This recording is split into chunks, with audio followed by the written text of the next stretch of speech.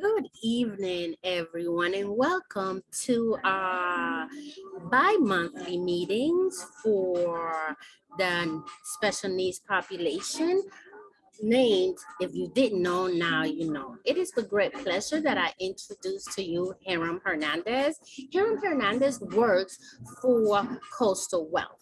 Now, coastal wealth is a very interesting concept because it's an insurance geared to special needs, adults and children with special needs. And today we're going to hear about benefits for the special needs population.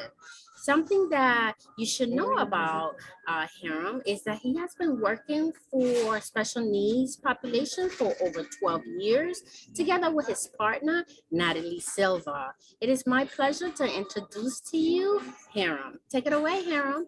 Thank you, Miriam, and thank you so much for the opportunity to be here. And we really thank the work that you do at NECAT and helping adults with special needs achieve excellence. So thank you so much for what you do on a daily basis for our community.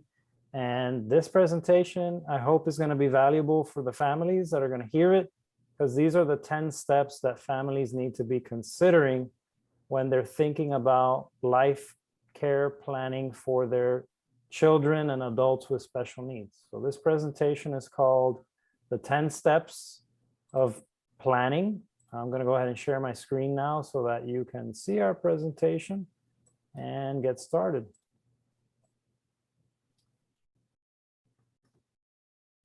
So again, this is the 10 basic financial steps for special needs caregivers.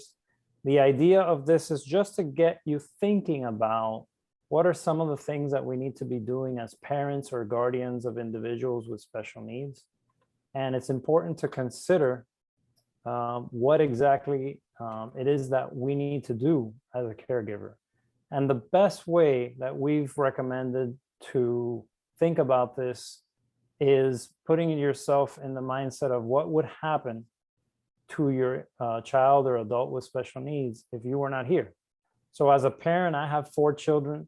You know, I worry, of course, that if something were to happen to me or my wife, what would happen to my children? Do I have a good plan in place for them? Are there going to be finances available for them for their life? Have I protected any benefits that they may have access to should something happen to me unexpectedly? These are all the things that we as parents ask ourselves to make sure that we've left behind the best that we can for our children.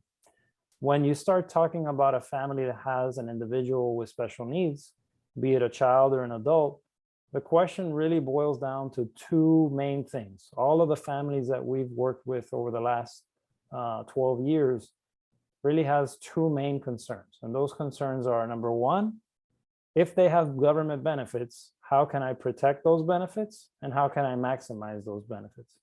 And number 2, if something happens to me, where is my child or adult with special needs going to live, especially if they're currently living with me? So the idea of this presentation is to just get you started to thinking about what are some of the steps you need to take to ensure that you have a good plan in place. The way that we do that is that we divide these conversations in 3. So whenever we work with our families, our conversations are divided in 3. We talk about the emotional side of planning, we talk about the financial side of planning, and we talk about the legal side of planning. So the way this presentation is divided is going to be divided in 3 parts. The first few steps we're going to talk about are the emotional aspects of planning. Then the next few steps are the financial aspects. And the last few steps are the legal. So if anyone has any questions, we'd love for this to be an open dialogue. Happy to answer questions. And if you have any questions, for those of you that are watching this on the recording, you can reach out to Miriam at NECAT and we'd be happy to help. So the first step on the emotional journey of planning for an individual with special needs is just sitting down and starting to think about what does that future look like? And you know, our children right now, they have a track that we hope they will follow. We may have an education plan if they're still in school, an individualized education plan or an IEP. We may have vocational rehabilitation with a work plan that they have in place. Or we may already have an adult that already has a certain lifestyle. But what would happen to that lifestyle if something happens to us as their parent? What are the medical treatments that they currently need? Do they go to therapy on a daily, weekly, or monthly basis? What's their education plan look like? Where do they live? What are the financial resources they're going to need? Lots and lots and lots of questions start to come up as we start to think about planning. So the first step is all about taking a step and writing some of this down and seeking help, guidance, and information. The second step is now involving the people that are in our life. Who are the people that could possibly take over my responsibility as parent?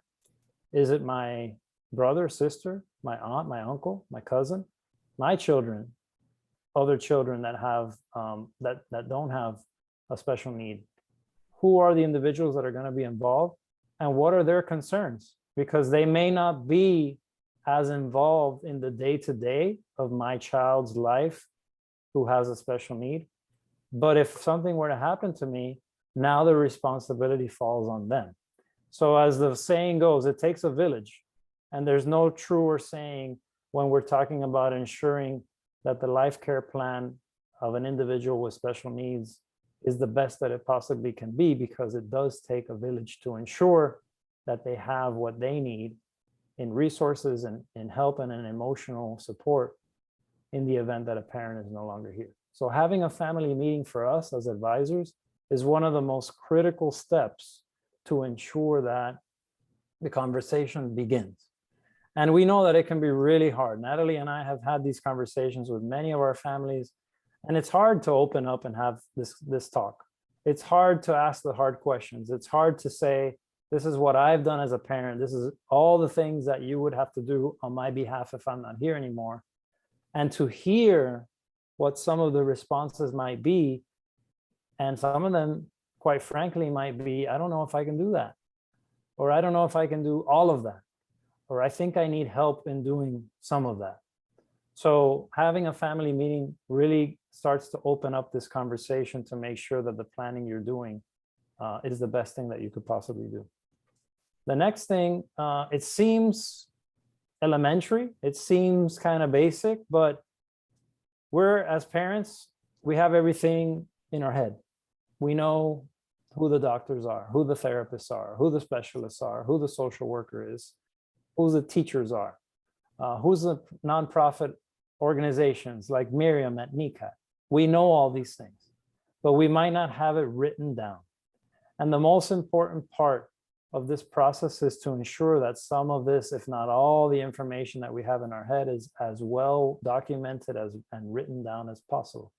Because imagine, it's already going to be difficult enough for our children to live without us, but then to live without us without any order, without routines that they're used to, without the person that's there to assist them in continuing their life journey, knowing who to go to, when to go to therapy, when do you go to the doctor, when's the next appointment.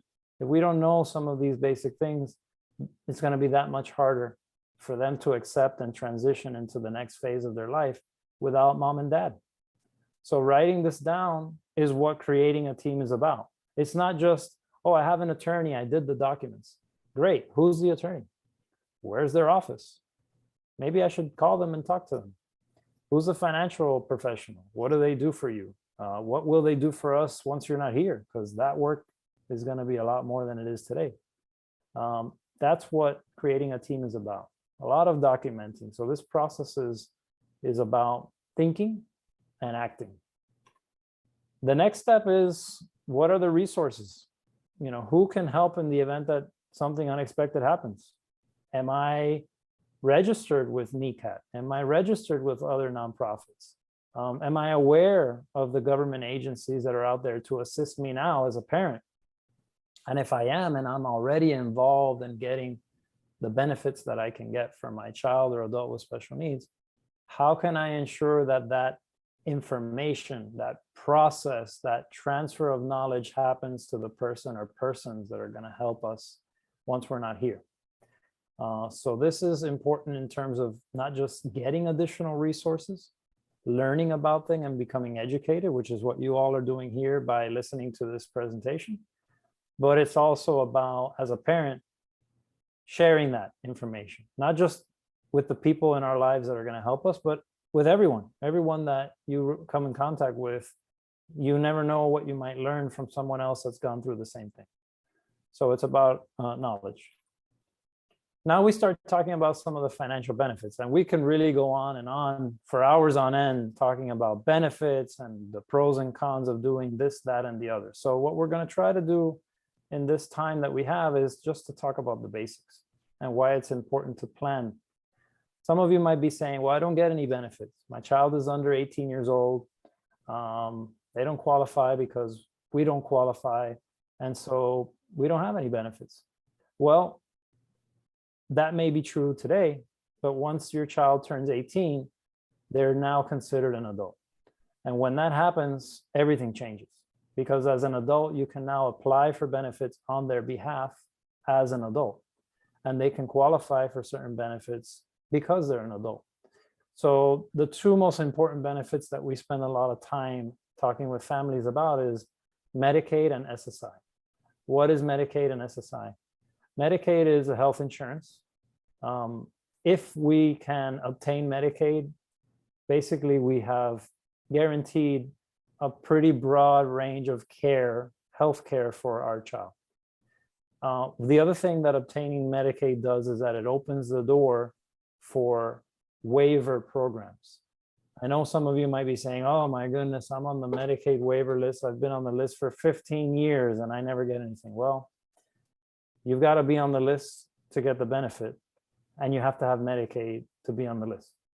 So not every waiver program is dependent on having Medicaid, but once your child turns 18, being on Medicaid is a push in the right direction. So it's a very important benefit to learn about, and it's a very important benefit to start planning for. The other benefit that is very important, especially once our children turn 18, is SSI. If we don't think that our children are going to be able to earn a livable wage, then SSI is going to be a basic foundation of income provided by the Social Security Administration. Today, that amount is $841 a month, and it goes up every year with inflation. I know for those of us living in Miami, that might not seem like a lot, but it's something that is very helpful to come into the household, especially if your child is living with you. Imagine an extra $841 a month. And then on top of that, if we can obtain other benefits, maybe other sources of income. For those of you that may be close to retirement age, if your child has been diagnosed with a disability before age 26, then they may be eligible to claim Social Security on your record. And that's an important benefit that we need to understand, especially as we either retire or come close to retirement age, and understand the implication and what that means of the fact that they can get benefits on our record. The pro of that is that that might mean more income to them and to the household. The con of that is that you may need to start thinking about whether or not the right thing to do is have them work and earn an income. We all want them to be as independent as possible, but independence doesn't always necessarily mean that they must earn an income. So we need to be strategic, we need to be smart, and we need to understand benefits to make sure that we're going to have a good plan in place. Now, why do we talk about beneficiaries?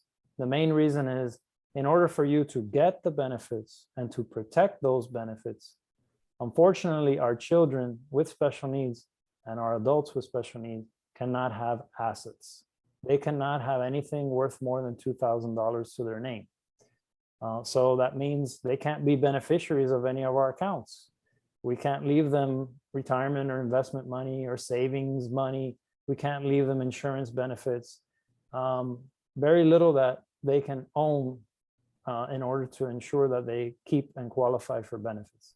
So reviewing your beneficiary designations and ensuring not just that us as parents have the right beneficiaries in place, meaning that it's not our children, but talking to family who knows of the situation and wants to do the best for them but may unknowingly cause harm to the plan that you've put in place by leaving your child with special needs as a beneficiary of anything more than $2,000. So making sure that we do that is an important financial plan and financial decision that we need to understand as parents with individuals and children with special needs.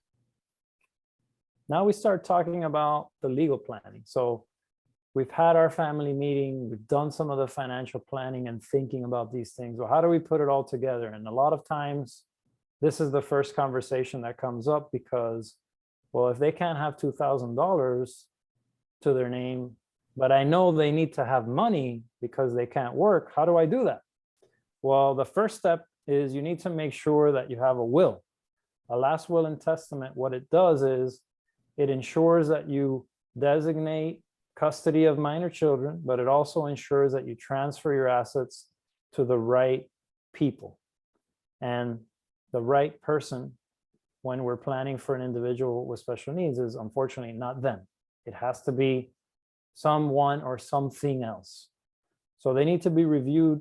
If you've done a will in the past and you might not have done it correctly, they need to be reviewed.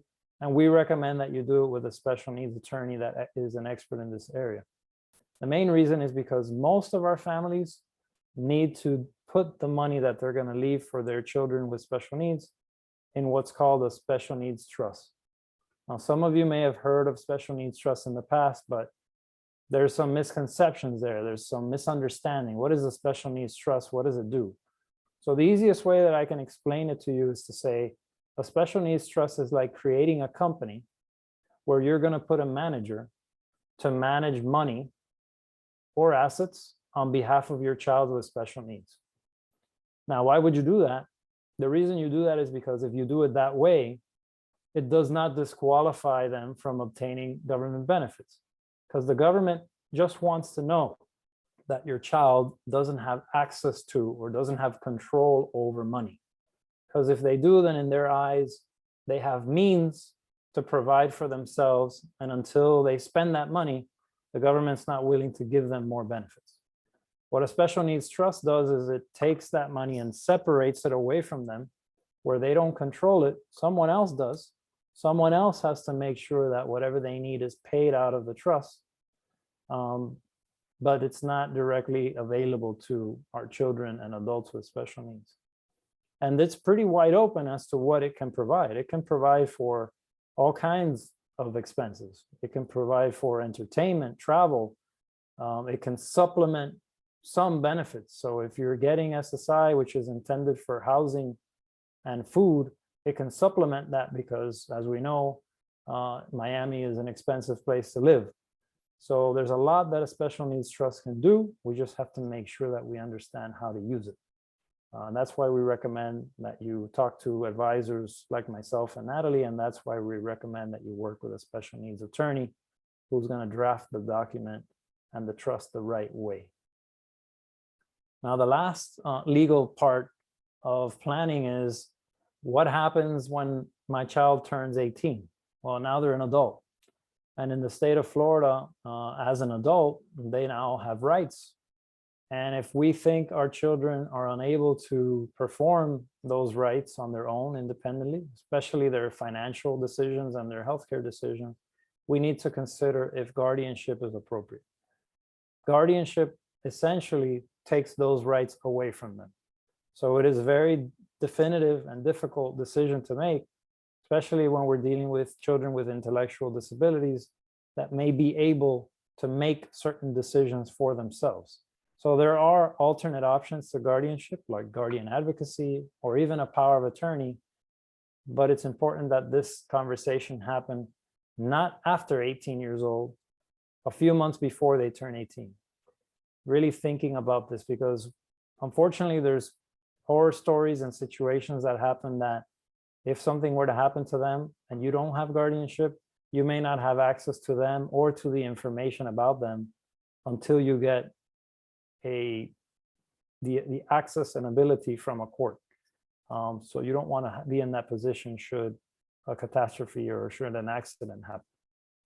So guardianship is a very important decision to think about as we're planning long-term for our children with special needs. Now, what we've done all this planning, we've put all this stuff together. Well, how do we bring it all together? How do I make sure that everything that I've planned for is organized in some kind of document? And that's where the letter of intent comes in.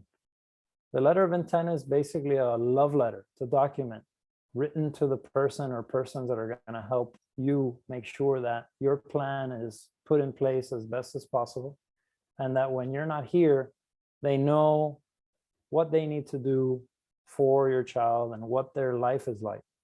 So a letter of intent, and we have an example that we can that we use with our families, is basically writing everything down in a document that says, this is their name, this is their date of birth, this is their age, this is their hair color, eye color, this is the church we go to, this is the school we go to, here are the doctors that we see on a regular basis, specialists, here are the doctors that we should never see again, here's the therapy centers that we go to, or ABA or speech therapists, occupational therapists, everything written down somewhere so that it's easier, just a little bit easier, to transfer that knowledge to someone that's going to take over that role, to make sure that this plan that you've put in place happens as best as possible. So to wrap it all up, you know, what is it that we're talking about here?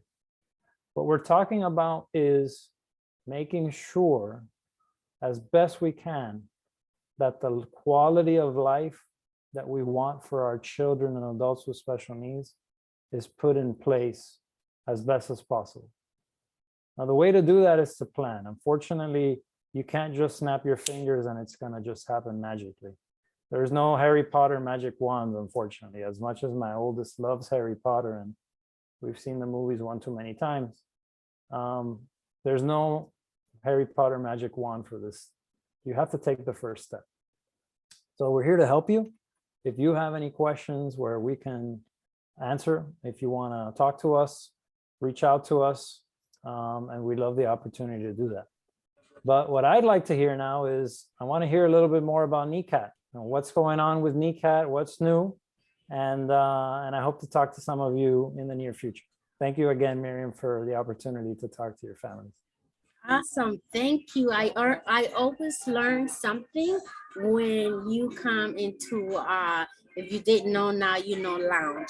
I do have a couple of questions before I give you your NECA update. Something that I need more information about. If a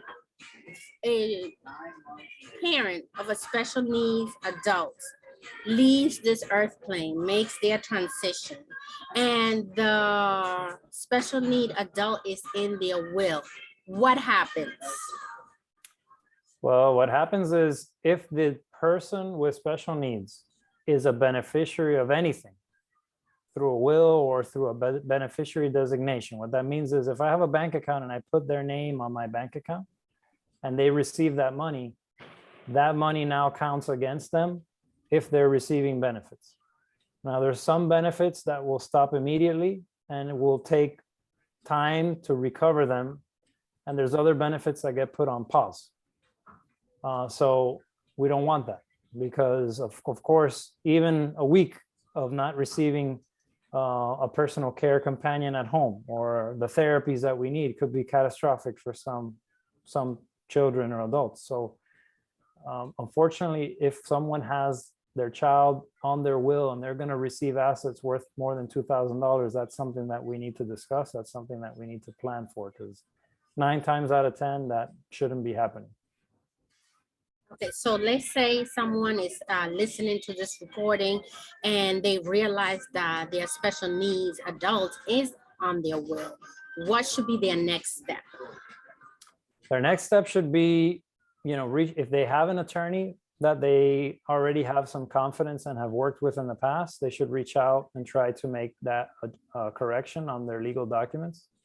If they don't, we could always refer someone that we know can help and that we work with. But that's what they should do. They should, as quickly as possible, try to get that corrected. If they feel that they're unable to pay for the services of an attorney, or they're unsure what the cost might be, and they're not sure they can handle that, there are services in Miami-Dade County and Broward County and in different counties that provide some illegal services for free or at a very reduced cost. So, you know, we can give some information on what those places are, when they're open for applications. But, you know, going on and asking and researching is the first step that they need to take, because it's very important that they understand that if they leave those benefits and that money, they can put very important benefits that our children and adults need at risk. Now, one of the things that you said at the beginning of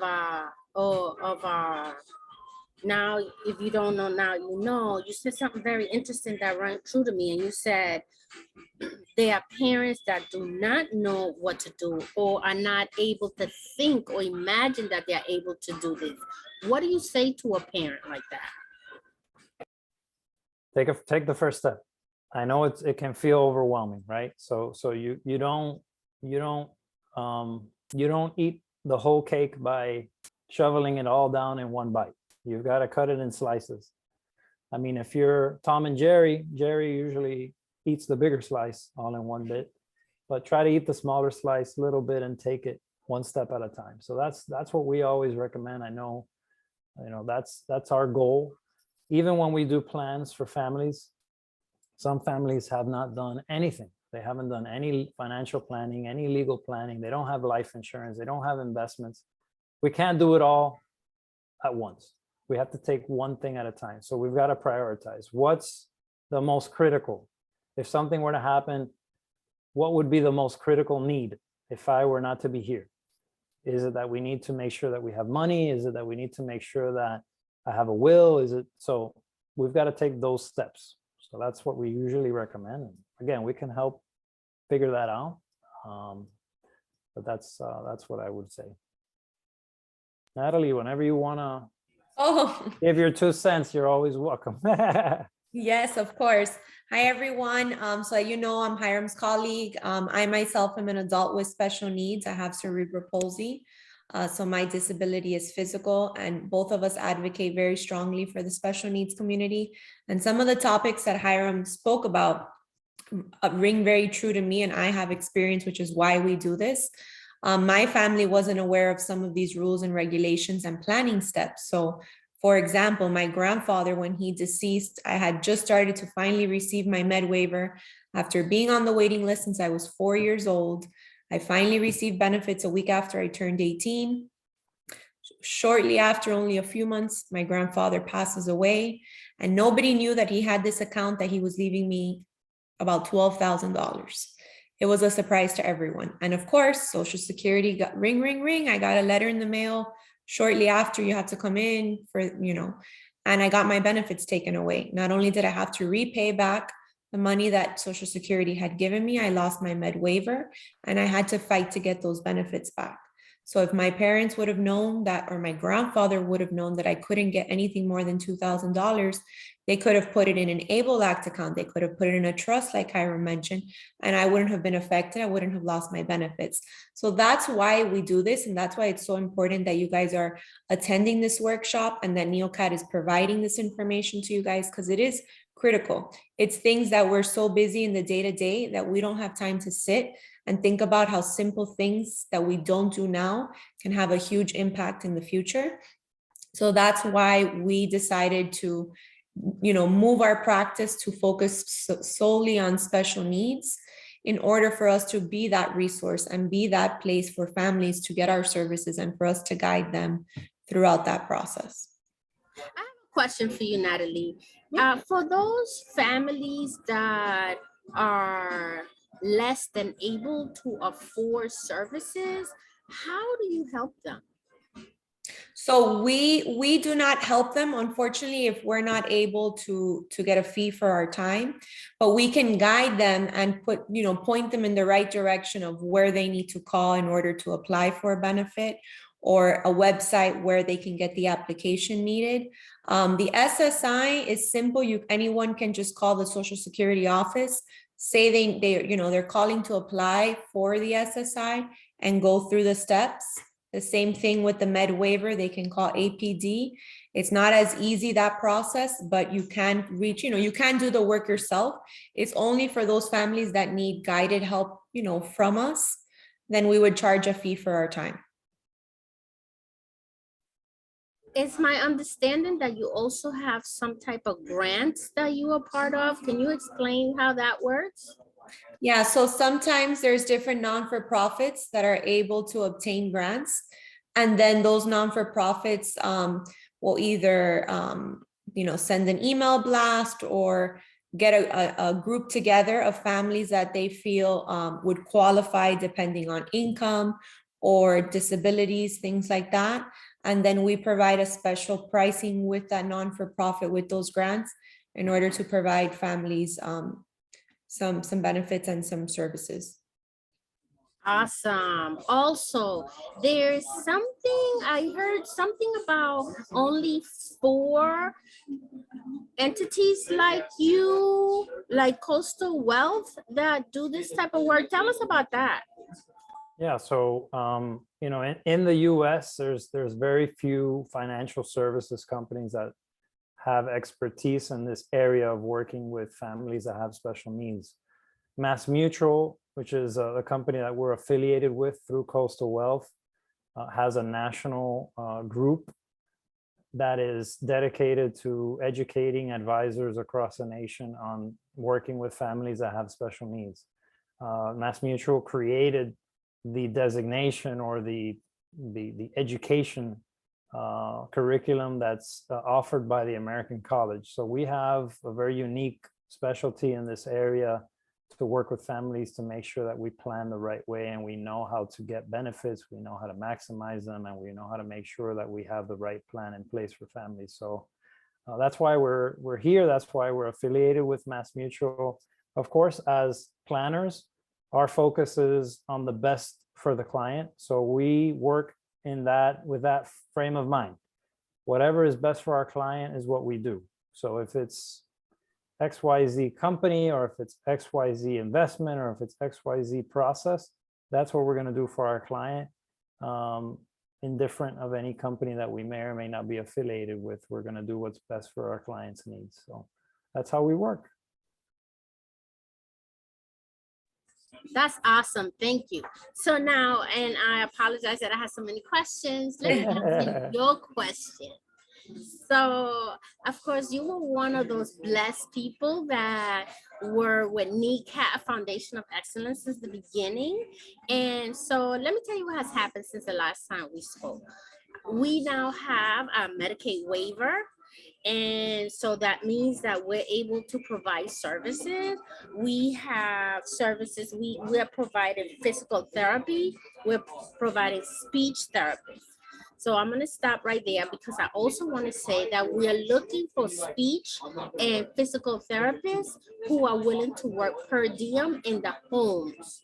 So unfortunately, it's not unfortunately, but it's not a good idea to do, at least NECAP feels it's not a good idea to provide physical therapy or speech therapy via Zoom. So we're actually going to the home. So we are in need of therapists for those 2 services. And Natalie, when you talk about agencies that are non-for-profit, I came across Advocacy Network.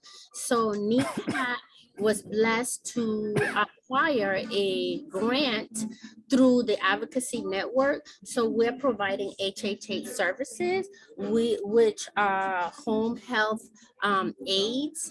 And we actually have a client that is being sponsored by the Advocacy Network, and NECAT is providing the services. So we're really excited about that. We have applied for occupational therapists through medical waiver. So we're waiting for that to come in. But the most important service that we're providing is we're looking for a place hopefully someone very, very, very, very wealthy is seeing this and say, I want to help Nika. Need a place in order to bring special need young adults from 18 to 35 into a place in order to provide therapies for them, as well as continue with their educational and their social and emotional needs. So I'm very, very excited about that.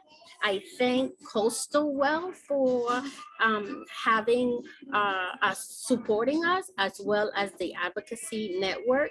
And if anyone is interested in NECAT Foundation of Excellence, our website is www.necatnfe.org.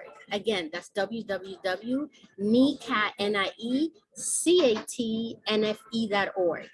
And if you want a way to remember, well, my daughter, my firstborn, her name is Niel, and my youngest, her name is Katiana. So if you put Niel and Katiana together, you get Nikat. And yes, a shameless shout out to her. Niel, she's getting old. Yesterday, she turned 32 years old. Oh boy. Oh. Happy birthday to Happy- her. yes. Happy And- birthday. So I want to thank every single one of you. Hiram, we'll see each other in what, not next month, but in October for another one of your workshops. Natalie, thank you so much for being here. Thank And you someone for that having me. always has my back, and that is my business coach, Tamika Sitton. Thank you for being here. Hopefully we'll see each other again in 2 months, and I appreciate your time. Aaron, back to you. You have Thank the you. controls. Yeah, see you everyone. Take Thank you care. everyone for All right, joining. bye-bye. Have a good night. Bye-bye. Bye-bye.